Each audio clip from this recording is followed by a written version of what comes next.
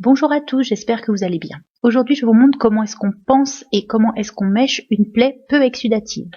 Donc pour ce faire, on aura besoin de 2 paires de gants non stériles, 2 sérums physiologiques pour assurer la détertion de la plaie, d'une mèche de type Sorbact. Donc il y a plein de mèches qui existent, là j'ai choisi celle-ci parce que c'est celle qu'il y avait dans ma mallette, mais il en existe plein d'autres, je vous montrerai à la fin de la vidéo.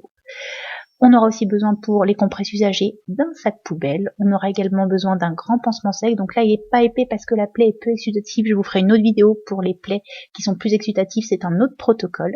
On aura également besoin de ciseaux stériles, d'un set à pansement bien entendu, et enfin d'une solution hydroalcoolique. N'oublie pas les dates de péremption, bien entendu. Donc, voici la plaie. Donc, dans un premier temps, ce qu'on va faire, c'est qu'on va retirer le pansement qui est en place. Il nous permet de voir si, la plaie a été très exsudative. Quel est le type d'exsudat? Est-ce que c'est du sang? Est-ce que c'est de la lymphe? Est-ce que c'est du pus? Ça nous permet de bien observer pour savoir comment est-ce qu'on remèche, parce qu'il y a des mèches qui ont différentes propriétés. Donc, c'est important de surveiller ça. Une fois qu'on a retiré le pansement, on se débarrasse dans le sac poubelle du pansement en question et de ses gants. Et on passe ses mains à la solution hydroalcoolique pour continuer le soin. On ouvre ensuite le set à pansement. Donc j'ai oublié de vous préciser pourquoi est-ce qu'on mèche et quand est-ce qu'on mèche. On mèche une cavité en fait pour éviter que la cavité se recomble de n'importe quel liquide biologique, que ce soit du sang, du pus. Ça favorise de cette manière la cicatrisation. Donc ensuite, vous faites sauter les pinces de votre set à pansement stérile. Vous libérez un petit compartiment ou deux, comme vous voulez. C'est pour mettre le sérum physiologique dans les compartiments pour assurer une détertion correcte. Donc ensuite, vous prenez votre petite pipette de sérum physiologique que vous videz dans un des compartiments. Entre-temps, comme vous avez pu le voir, j'ai placé le champ du set sous la plaie. Comme la plaie saigne, c'est pour protéger le patient. C'est en aucun cas une partie stérile. C'est seulement pour protéger le patient. Ensuite, vous ouvrez de manière stérile la mèche, puis les ciseaux.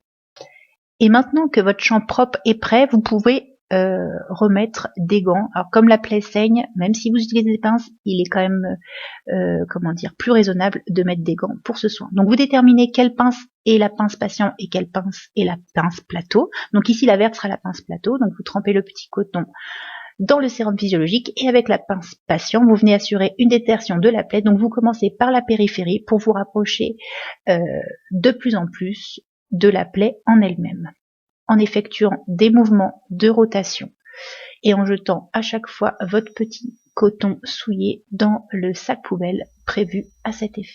Donc cette phase de détertion est importante aussi pour voir un petit peu comment réagit la plaie à la pression de la pince. Est-ce qu'il y a un exsudat plus important? Est-ce que l'exsudat change de couleur? Il est important de surveiller tout ça.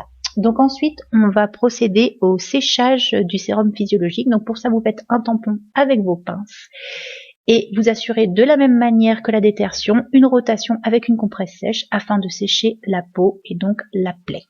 Ensuite, avec votre pince plateau qui est restée stérile, vous attrapez une extrémité de la mèche et vous découpez avec le ciseau stérile l'échantillon dont vous avez besoin. Donc n'hésitez pas à voir large parce que remêcher, mettre 2 mèches dans un orifice, c'est pas conseillé. C'est mieux de voir large et de raccourcir dans un second temps la mèche plutôt que d'en mettre 2 ou 3 dans l'orifice. Donc après, très délicatement et en fonction de la douleur du patient, vous insérez la mèche dans l'orifice. Alors il est important de ne pas combler complètement la cavité, il faut aussi que les tissus respirent. Donc quand vous commencez à sortir une résistance, ça sert à rien de continuer à enfoncer de manière... vous ne forcez pas en fait, il faut vraiment que la plaie respire pour permettre une cicatrisation optimale. Vous pouvez laisser de cette manière extérioriser une partie de la mèche, ça fera tampon et ça évitera que le pansement soit complètement saturé. Ensuite, vous ouvrez votre pansement sec et vous le mettez en place sur la plaie. Vous vous débarrassez ensuite de vos gants et vous effectuez un lavage simple des mains. Et voilà, le soin est terminé. Donc je vous présente 2 autres types de mèches qui, elles, sont plutôt hémostatiques et absorbantes. Donc à gauche, l'algo stérile qu'il faut éviter de découper et à droite, Purgoclean avec un petit stylet stérile pour insérer la mèche dans la plaie. Et voilà, le mèchage n'a plus de secret pour vous. Je vous dis à très vite pour de nouveaux soins. Bye bye!